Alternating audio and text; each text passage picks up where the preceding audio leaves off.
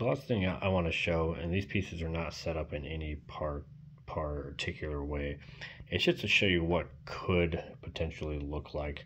Again, this is not a strategy. I would never put a 3 next to my flag there. And even though the spy, wins if he attacks first, he's still, always a chance someone will get to him first. So, but this is what it could look like. Again, you have 80 spaces here, and again, in the original version you only have 40, and so there's a lot more room to work with. It requires your enemy here, your guy you're playing against, he has to move certain amounts to get to certain pieces. That also goes for you too, but also gives you more room to breathe. So again, let's say that this guy, which I don't know if this guy is a 7, but let's say he is a higher rank. He's coming by, he's just wreaking havoc everywhere. Well, because you have X amount of actions now, you can now get to that guy faster, as well as you don't have to move as many pieces out of the way to get one guy out. There's a lot of different spaces here. You can just kind of get over to him, and you can get there faster to him.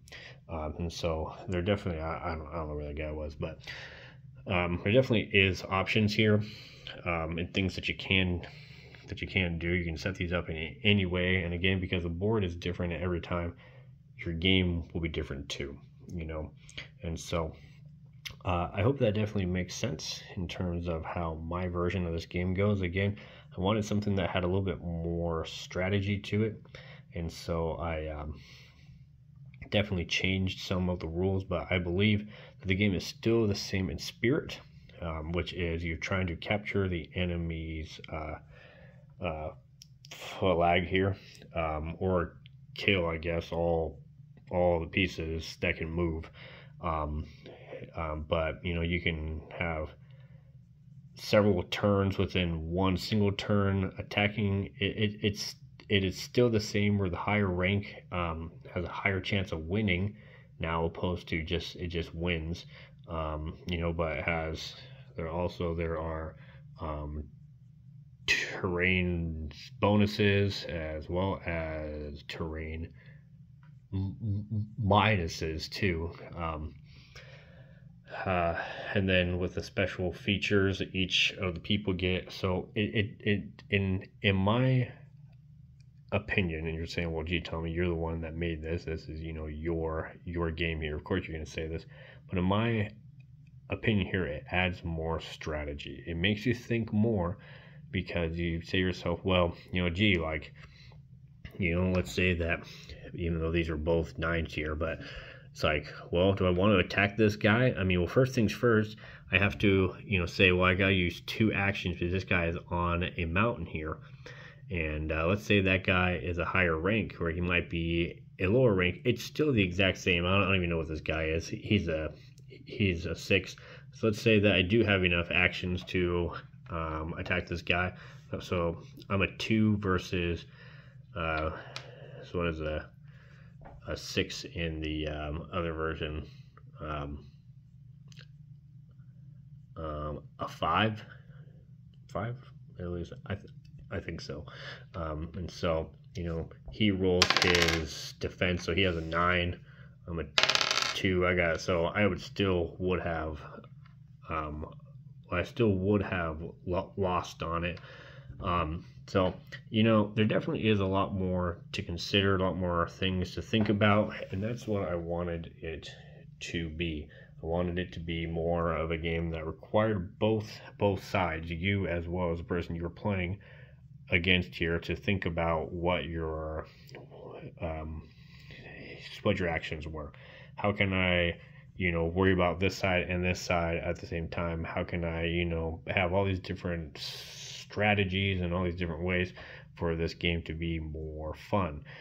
If you're a person that does enjoy, and you have to kind of excuse my mess here, the original game, that's totally awesome. I definitely enjoy it, but I always thought there could be more to it.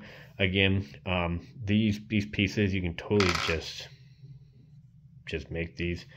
I went a little above. Again, I went to Board Game Maker. I think it's boardgamemaker.com. Maybe it's .org or something else of the sort. But if you type it in, you can find it pretty quick. Anyway, so yeah, that's my version of the game Stratego. And so I hope it makes sense.